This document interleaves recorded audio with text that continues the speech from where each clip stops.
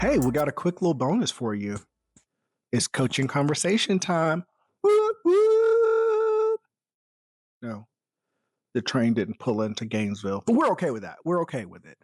We know now Lane Kiffin is going to LSU. There's a lot of madness about him taking his offensive coaching staff and them having to go be on the plane with him. Craziness. I feel bad for Ole Miss, the fallout, but it's just so messy. And it's kind of one of those things of you're like, yeah, this is a little dirty. And I'm glad I didn't get my hands involved in this. So that's going to be an interesting thing to see. And they do play next year. So Ole Miss versus LSU is going to be must see TV for next year. But so Lane Kiffin did take the LSU job. Jon Sumrall from Tulane is coming to Florida, along with bringing Caldwell, former Jaguar GM, who's been with the Eagles for the past couple of years. He is now coming to take over Florida as the general manager. So we'll see what happens. I think this hire isn't what everybody expected. It's obvious everybody wanted Lane, and we think Lane would fit well here. But at the end of the day, you got to want the person who wants you in return. And so Summerall, even seeing all the negative feedback on him being the person, he still chose to come here. And I think that says a lot about his character. The defining part of his time in Gainesville is going to be how well does he nail his hires. He can't pull a Billy Napier and pull his staff from, Louisiana and bring them to Florida. That's not going to work. I think that's something that Scott Strickland mentioned that he learned from each time with these searches. I think he knows that the OC is going to be the most important hire. There's some names out there. I don't want to put them out there because I haven't really heard confirmation, but we'll see what happens on the Florida side. But I think that's a big deal. Alex Golesh is going to Auburn, which I think is a phenomenal hire. I think that is a great match for Auburn. They're actually going to get the offense they were promised the whole time under Hugh Freeze. I think they're actually going to get it now. And the thing about it is Hugh Freeze did a great job with the players that he was able to get. He has very high quality talent that he'll walk in and inherit. If he can keep it there, this man is about to go on a run, and he is going to give Alabama fits. I'm clocking it now. Give him time. He's going to be dangerous there. There's rumors that Summerall was going to take the Auburn job, but he was told he would have to keep the defensive coordinator, DJ Durkin.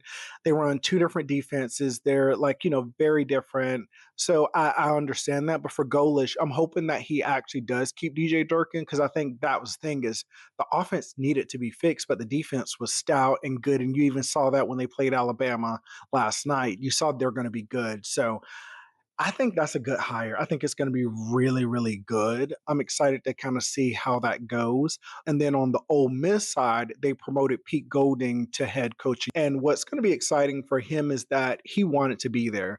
As you heard a lot of the talk go about Lane Kiffin leading, you kept hearing Pete Golding saying, I'm not leaving. I'm not leaving. I'm not leaving. And I think he knew that if he just stayed still, this mess would work out in his favor. And I absolutely think it is. And I think he was able to keep some of his defensive staff from leaving. So it'll be exciting to see what happens with them. But I think that was a good hire. Pete Golding's going to be good. We'll see who he gets as his OC. Being a former Alabama guy, he has connections. He can find a good OC. It's just how well do they fit at Ole Miss, and does Ole Miss continue to give Pete Golding the same amount of resources that they gave Lane Kiffin? That'll be the biggest difference. So we'll see what happens. LSU with Lane Kiffin, he's going to be dangerous as long as he's there, but the man's not perfect. And we'll see what the attention out of school like LSU does to him, because I don't know if he understands that Ole Miss, a lot of what he did probably was on local media, and the local people who covered it maybe knew a little bit more about it.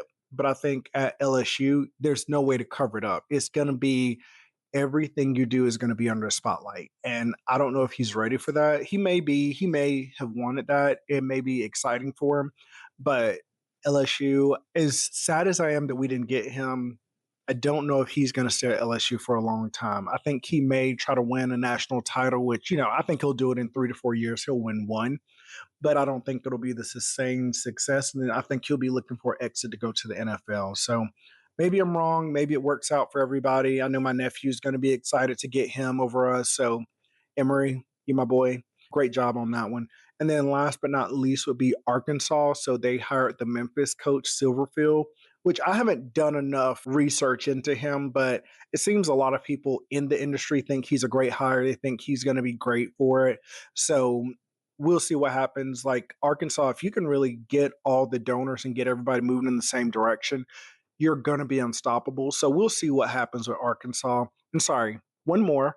They fired Jonathan Smith from Michigan State, and it looks like Pat Fitzgerald from former Northwestern coach is going to be taking that job.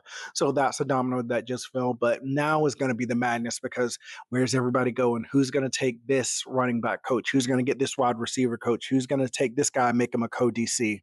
It's going to be a lot of madness, and I'm excited. And then you have early signing day coming up next week. So you got to hit the ground running, which I know pretty much all these coaches are already there. I saw Golesh is already at Auburn, had his police escort, all that good stuff. But man, I don't think we're even close to finishing the coaching madness because some of these high level jobs, like what happens with Jim Knowles at Penn State and what happens to Kotelnicki, his OC there, how does that go?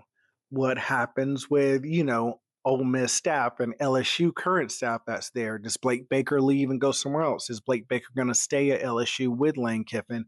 We don't know what's going to happen. Is DJ Durkin really going to stay at Auburn?